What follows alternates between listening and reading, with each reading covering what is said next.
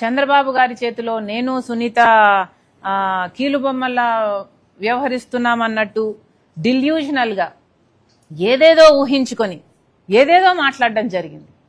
ఎందుకని? వాస్తవానికి ఇంకొకరి ఆస్తి అనుభవిస్తున్నది నేను కాదు, జగన్మోహన్ రెడ్డి గారు.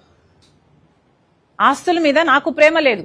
నా పోరాటము ఆస్తుల కోసం కాదు, ఆస్తులు నా అజెండా కూడా కాదు. నిజంగానే ఆస్తులు నా అజెండా అయితే తెలంగాణలో పార్టీ పెట్టేదాన్ని కాదు, అప్పుడే ఇక్కడ ఆంధ్ర రాష్ట్రంలో పార్టీ పెట్టేదాన్ని.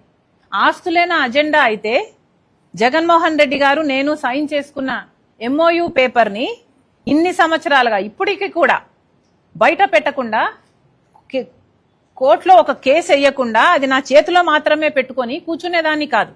ఇప్పుడు కూడా ఆ MOU బయటకు వచ్చింది అంటే ఎందుకు వచ్చింది? ఎందుకంటే జగన్మోహన్ రెడ్డి గారు సరస్వతి షేర్లు మళ్ళీ వెనక్కి కావాలని అమ్మ మీద కేసేస్తూ ఆ కేసు పరంగా MOUను ఆయన సబ్మిట్ చేశాడు కోర్టులో. కాబట్టి MOU ఈరోజు పబ్లిక్ డొమైన్ లో ఉంది. కానీ నా చేతిలో ఉండి కూడా MOU నేను కోర్టుకు వెళ్ళలేదు.